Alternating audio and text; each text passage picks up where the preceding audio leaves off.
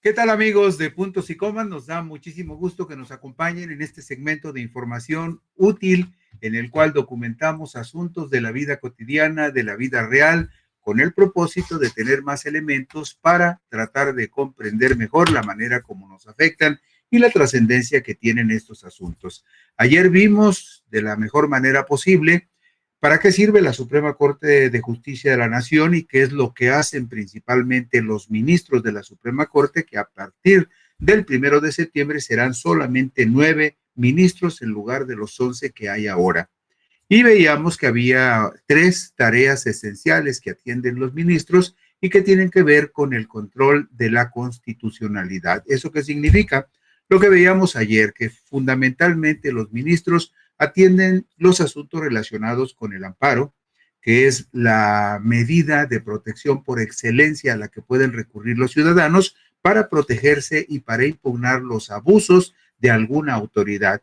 Vimos también que la Suprema Corte atiende fundamentalmente las controversias constitucionales, que son, digamos, los diferendos que se dan entre dos gobiernos, el gobierno federal y un gobierno estatal, o los diferentes niveles de gobierno federal, estatal y municipal.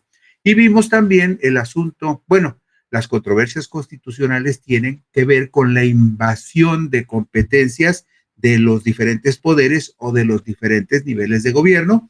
Y veíamos también que las acciones de inconstitucionalidad son aquellas que se promueven cuando se promulga alguna ley o algún reglamento que es contrario al espíritu de la Constitución o contrario a algún artículo de la Constitución. Y ayer también había personas que decían, bueno, ya tenemos una idea de lo que hacen los ministros, pero ¿qué hacen los magistrados de circuito y los jueces de distrito por los que también vamos a votar el 1 de junio? Bueno, creo que todos, en mayor o menor medida, tenemos algunas dudas con respecto a cuáles son los delitos que atienden los magistrados de circuito y los jueces de distrito. Hay allí un punto en donde se pierde la claridad con respecto a los asuntos que atienden unos y otros. Pues el primer contacto de los ciudadanos con la justicia federal ocurre con los jueces de distrito y los magistrados de circuito. Usted sabe que en los comicios del 1 de junio vamos a elegir 464 magistrados y 386 jueces de distrito, que vienen siendo como el 50% del total de magistrados y de jueces que hay en la República. También sabe usted que para elegir esos 464 magistrados vamos a tener que escoger entre 1,640 candidatos. Y para escoger a los 386 jueces de distrito que vamos a elegir, tendremos que seleccionar entre 1,570 candidatos. Pero, ¿qué es lo que hacen los jueces de distrito y los magistrados de circuito? Bueno, pues los delitos federales más comunes, que son los que atienden los magistrados de circuito y los jueces de distrito, los delitos federales más comunes son los delitos contra la salud, que incluyen tráfico, producción, tenencia y distribución de drogas y sustancias prohibidas. También es delito federal la corrupción, el abuso de autoridad, la evasión fiscal, la extorsión y el fraude. También en el catálogo de delitos federales podemos incluir la delincuencia organizada por acciones criminales de bandas delictivas involucradas, los delitos en materia de hidrocarburos, como el robo, la extracción ilegal o la venta de hidrocarburos.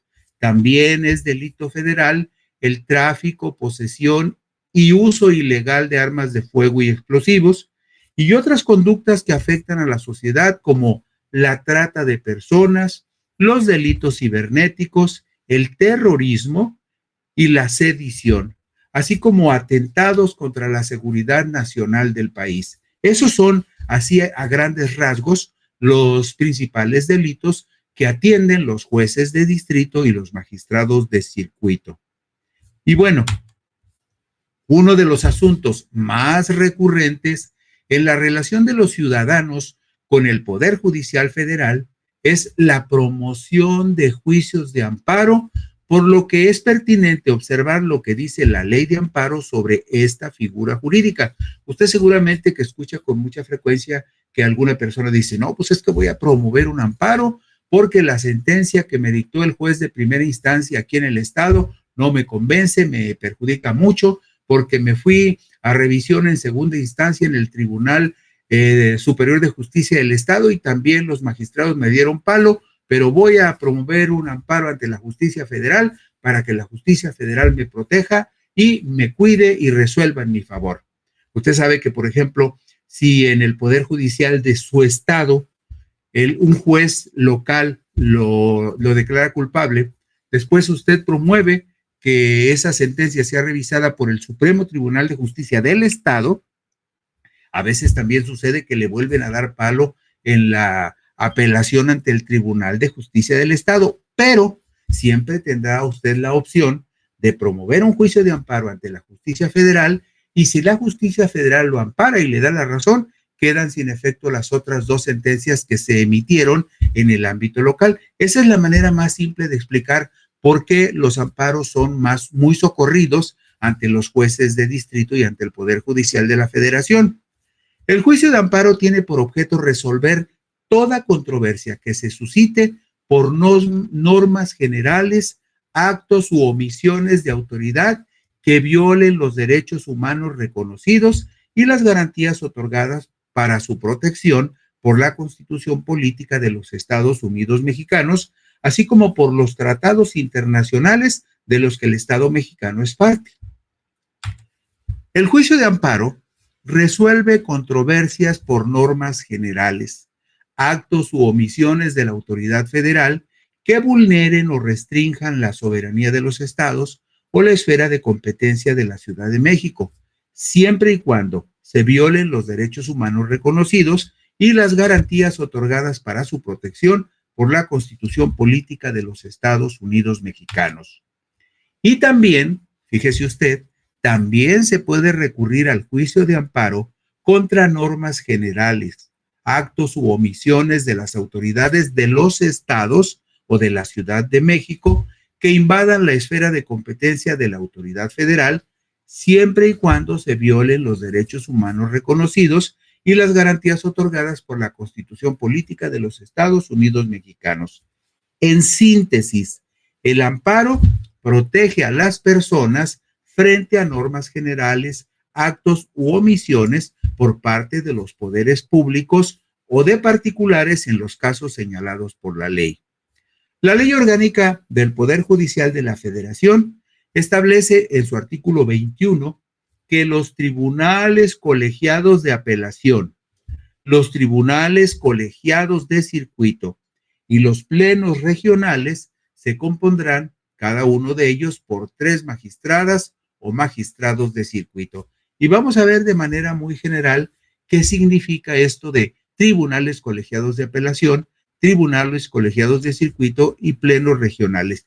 Por supuesto, es bueno saber de qué se trata porque vamos a ir a votar por magistrados y jueces federales el 1 de junio, pero no necesita usted aprenderse la tarea de memoria, simplemente es para que tenga usted una idea de qué es lo que hacen los magistrados y los jueces por los que vamos a votar el 1 de junio. En la diapositiva número 5 tenemos la explicación de el 1 de junio se votará por 464 magistrados de circuito y 386 jueces de distrito. En la parte de la izquierda vemos que el primer domingo de junio se elegirán 464 nuevos magistrados de tribunales colegiados de circuito y de tribunales colegiados de apelación en todas las especialidades del derecho en los 32 circuitos judiciales del país que corresponden a cada una de las 32 entidades federativas de la República. No pierda de vista eso. Cada estado de la República es un circuito judicial y en cada circuito judicial vamos a elegir un número determinado de magistrados y de jueces. No vamos a elegir esos 464 magistrados en un solo estado, no. Hay estados donde nomás se van a elegir 2, 4 o 5 magistrados y en la Ciudad de México pues se va a elegir una cantidad un poquito más fuerte. Por ejemplo, en la Ciudad de México se van a elegir 104 magistrados de circuito y 64 jueces de distrito. Pero hay casos como Colima, por ejemplo, donde solamente se va a votar por 2 magistrados de circuito y 4 jueces de distrito. El estado, por ejemplo, ¿qué le diré? De Sinaloa. En Sinaloa solamente se va a votar por 14 magistrados de circuito y 11 jueces de distrito. Entonces, es muy variable. Hay estados donde se eligen menos magistrados. Los estados donde más magistrados se van a elegir, como le decía, es la Ciudad de México con 104 magistrados, el Estado de México con 26 magistrados y Jalisco con 32 magistrados nuevos, y luego Nuevo León, donde se va a votar por 23 magistrados. En tanto que en la Ciudad de México se va a votar por 64 jueces de distrito, 28 jueces nuevos en el Estado de México, 23 en Jalisco y 15 en Nuevo León, pero son los estados que traen la carga mayor. Para esta elección se tomaron en cuenta las plazas vacantes y se insaculó el resto de los funcionarios para renovar al 50% de los magistrados de circuito de todo el país, por lo que se incluyeron todos los circuitos judiciales y todas las especialidades del derecho. Vemos en la columna de la derecha de esta diapositiva 5 que también votaremos por 386 nuevos jueces de distrito, según corresponda a cada circuito judicial del país y a las materias de especialidad para cada cargo. Los nuevos jueces de distrito serán electos por circuito judicial. El Instituto Nacional Electoral tomó como base la división geográfica del país en 300 distritos electorales federales y para esta elección se consideraron las plazas vacantes, se insaculó el resto de funcionarios para renovar, como en el caso de los magistrados, al 50% de los jueces de distrito de todo el país. Y como les decía en ocasiones anteriores, como la Ciudad de México tiene el volumen mayor de elección de magistrados y jueces, el territorio de la Ciudad de México se dividió en 11 distritos judiciales para dividir la elección de magistrados y de jueces entre esos 11 distritos judiciales electorales, de tal manera que a cada distrito judicial electoral y a cada ciudadano le va a tocar solamente votar para elegir más o menos 10 magistrados y unos 6 jueces de distrito. Y hay otros estados, como le decía, Colima, toda la gente de Colima nada más va a votar por 2 magistrados de circuito y 4 jueces de distrito. Entonces, ¿cuáles son los asuntos de los que conocen los tribunales colegiados de apelación? Se lo vamos a simplificar así. Los tribunales colegiados de apelación atienden los juicios de amparo promovidos contra actos de otros tribunales colegiados de apelación que no constituyan sentencias definitivas, respecto de los juicios de amparo promovidos ante juzgados de distrito. Como usted ve, los colegiados, los tribunales colegiados y los juzgados atienden, entre otras cosas importantes, pero quizá una de las que más atienden, los juicios de amparo. Los tribunales colegiados de apelación también atienden los asuntos recibidos en primera instancia por los juzgados de distrito, del recurso de denegación de apelación, es decir, cuando usted apela en una sentencia y se le niega el derecho a apelar, usted puede ir a quejarse a un tribunal colegiado de apelación. También atiende la calificación de los impedimentos, excusas y recusaciones de las y los magistrados colegiados de apelación y las de los jueces de distrito. Es decir, cuando una persona considera que ese juez no debe de tomar parte en la decisión sobre un caso específico porque tiene intereses o conflicto de interés con respecto a ese asunto que le ha sido turnado, usted puede apelar ante un tribunal colegiado para que ese juez no intervenga. También atiende la calificación de los impedimentos, excusas y recusaciones de las y los magistrados colegiados de apelación y las de los jueces de distrito. También atiende las controversias que se susciten entre los jueces de distrito sujetos a su jurisdicción, excepto en los juicios de amparo. Todo esto, así en forma muy genérica, es lo que resuelven los tribunales colegiados de apelación. Es decir, están al pendiente de aquellos asuntos en donde la persona afectada con una sentencia o en un proceso que considera irregular puede acudir a un tribunal colegiado de apelación para que le echen una manita.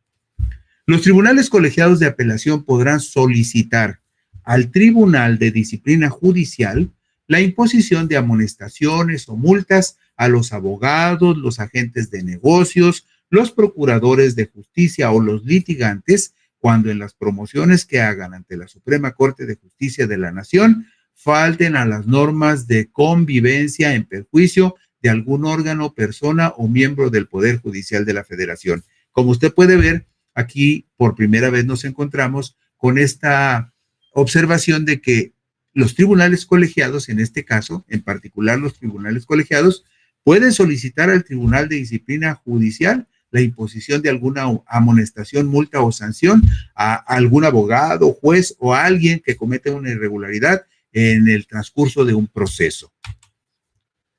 ¿Cuáles son las atribuciones de los tribunales colegiados de circuito? Ya vamos a la figura de los tribunales colegiados de circuito en la diapositiva 8. Bueno, los tribunales colegiados de circuito son competentes para conocer, entre otros asuntos, de los juicios de amparo directo contra sentencias definitivas. Atienden los juicios de amparo directo contra sentencias definitivas, laudos, estos son de carácter laboral, o contra resoluciones que pongan fin al juicio por violaciones cometidas durante la secuela del procedimiento. Cuando se trate, en materia penal, de sentencias o resoluciones dictadas por autoridades judiciales del orden común o federal y de las dictadas en incidentes de reparación de daño exigible a personas distintas de los inculpados. Todo esto que le digo lo señala el artículo 35 de la Ley Orgánica del Poder Judicial de la Federación. Pero como usted puede ver, una de las atribuciones esenciales de los tribunales colegiados de circuito es que son competentes para conocer, entre otros asuntos, de los juicios de amparo directo contra sentencias definitivas o contra laudos laborales que pretenden ser definitivos. ¿Cuáles son las atribuciones de los tribunales colegiados de circuito? Vemos una segunda parte de estas atribuciones en la diapositiva número 9. Dice lo siguiente: también atienden los tribunales colegiados de circuito las sentencias en casos de responsabilidad civil y las sentencias o resoluciones dictadas por tribunales militares, cualesquiera que sean las penas impuestas. Luego, en materia administrativa, los tribunales colegiados de circuito son competentes para conocer de las sentencias o resoluciones dictadas por tribunales administrativos o judiciales, sean locales o federales. En materia civil o mercantil, atienden sentencias o resoluciones respecto de las que no procede el recurso de apelación o de sentencias o resoluciones dictadas en apelación en juicios del orden común o federal y en materia laboral y de laudos o resoluciones dictadas por juntas o tribunales federales locales. Es decir, por lo que usted escuche y lo que leemos, los tribunales colegiados de circuito son una instancia de apelación a la que puede recurrir la gente que no está conforme con la sentencia de un tribunal estatal. Simplemente va y apela ante el tribunal colegiado de circuito. ¿Cuáles son las atribuciones de los tribunales colegiados de circuito? Este tercer capítulo lo vemos en la diapositiva número 10. Los tribunales colegiados de circuito son competentes también para conocer de los recursos de revisión, queja e inconformidad contemplados en la ley de amparo. O sea, los tribunales colegiados de circuito pueden revisar o atender quejas e inconformidades contemplados en la ley de amparo. También pueden atender recursos de revisión contra sentencias pronunciadas en las audiencias constitucionales por los jueces de distrito y los tribunales colegiados de apelación. Y cuando se reclame un acuerdo de esto, fíjese, esto es interesante, los tribunales colegiados de circuito, cuando se reclame un acuerdo de extradición dictado por el Poder Ejecutivo a petición de un gobierno extranjero, entre otros supuestos contemplados en la ley, esto que tiene que ver con las extradiciones, los atienden también los tribunales colegiados de circuito. Cualquiera de los magistrados integrantes de los tribunales colegiados de circuito podrán denunciar las contradicciones de criterios entre tribunales colegiados de circuito ante el Pleno de la Suprema Corte de Justicia de la Nación o ante los plenos regionales. Es decir, cuando dos tribunales colegiados de circuito emiten una resolución y esta resolución o este criterio que el tribunal colegiado decidió se confronta con una resolución de otro tribunal colegiado que va en un sentido diferente o en un sentido opuesto, esta contradicción en las resoluciones de dos tribunales colegiados de circuito se tiene que llevar ante los plenos regionales o ante la Suprema Corte de Justicia de la Nación para que alguna de esas dos instancias diga cuál tribunal colegiado tiene razón y cuál criterio se tendría que aplicar. ¿Qué son los plenos regionales y qué asuntos atienden? Bueno, los plenos regionales son los órganos facultados para resolver criterios contradictorios en los juicios de amparo. Se integrarán por 3 magistradas o magistrados de circuito designados por el órgano de administración judicial de entre las personas que hubiesen obtenido mayor votación en los cargos para magistrados de circuito en la elección que corresponda, quienes durarán en su encargo un periodo de 3 años, pudiendo ser designados para otro periodo igual. O sea, estos magistrados de los plenos regionales los designa el órgano de administración judicial, que es una instancia nueva con esta renovación del Poder Judicial. Y son 3 por cada pleno regional en todo el país. Quizá más adelante podamos verlo, pero basta con esto. En todo el país hay 8 plenos regionales. 4 plenos regionales corresponden a la región norte de la República y 4 plenos regionales corresponden a la región sur de la República.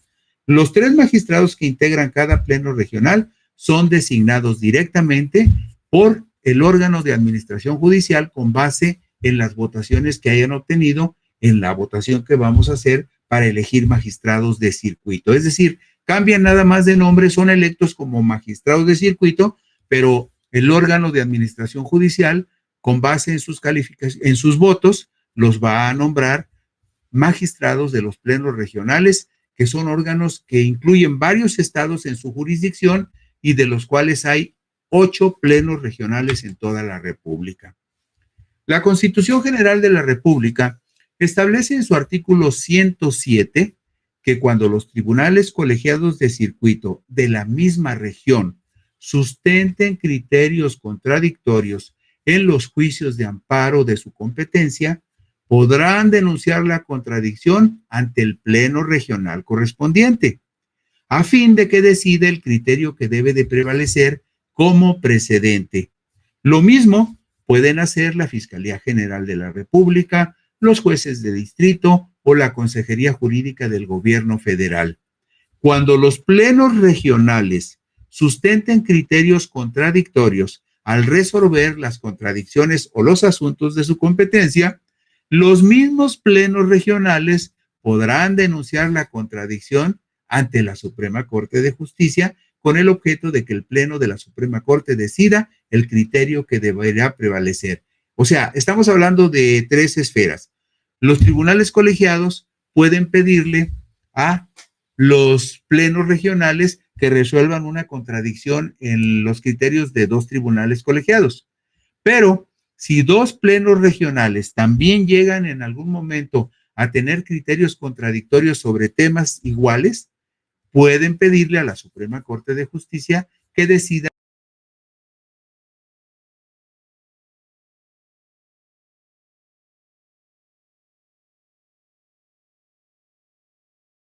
cuál criterio tendría que aplicar, perdón, del Instituto Nacional Electoral. Instituto Nacional Electoral, el IFE ya desapareció, ahora es Instituto Nacional Electoral. Allí en la plana oficial del INE, usted puede practicar su voto. Lo que le quiero hacer notar en este caso es que, por ejemplo, en esta boleta de magistradas y magistrados de circuito, vemos, por ejemplo, que corresponde a la Ciudad de México.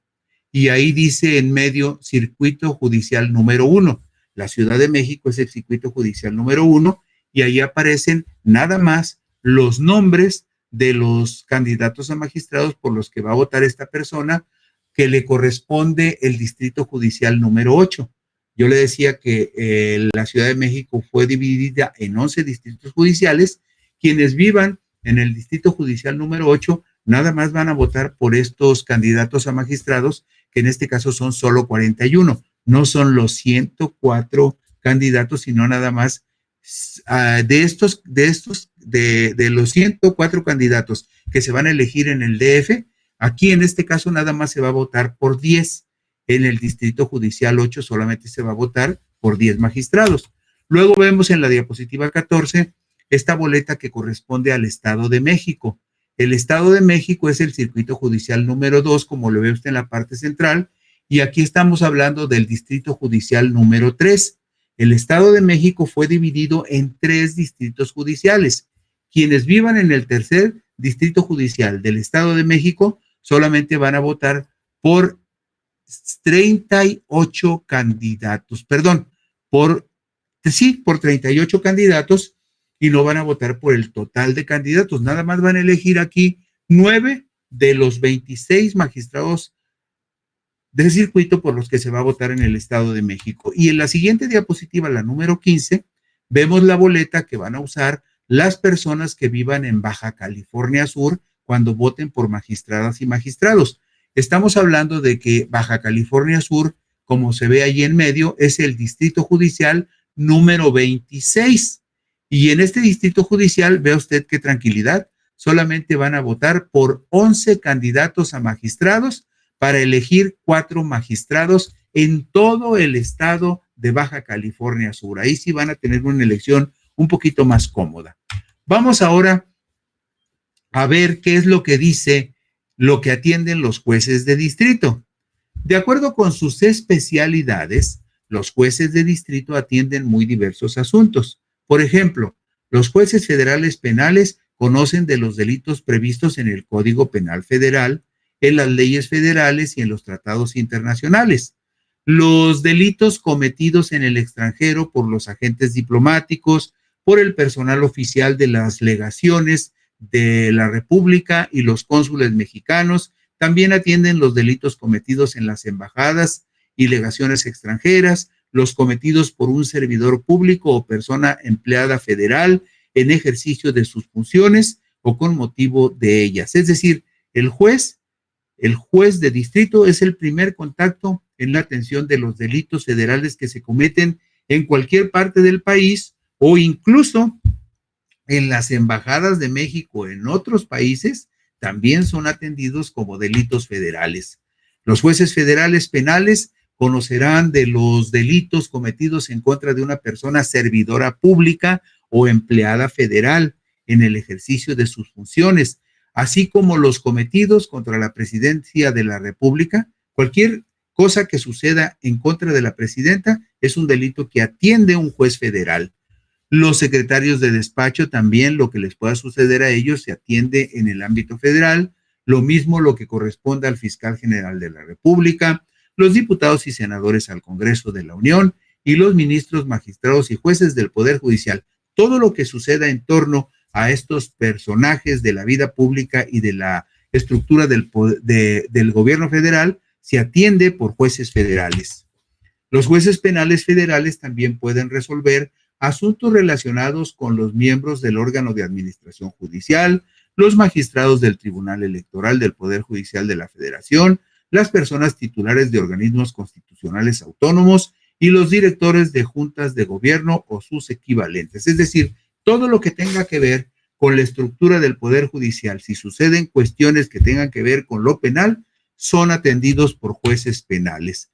Y lo que puedo decirles en general es que de igual manera, ustedes saben muy bien que los jueces federales también están especializados en la materia civil, en la materia administrativa, en todas las materias que tienen que ver, por ejemplo, las cuestiones ecológicas, las diferentes especialidades, como lo vemos, por ejemplo, en la diapositiva 20, donde vemos una boleta para votar por jueces de distrito, y ahí vemos, por ejemplo, que las materias en las que particularmente pueden atender los jueces federales son materias como laboral, hay juzgados federales mixtos donde atienden de varias materias, hay también juzgados federales penales, como le decíamos, de trabajo, tribunales federales del trabajo. Todas las materias del derecho son atendidas también por jueces y juezas del ámbito federal.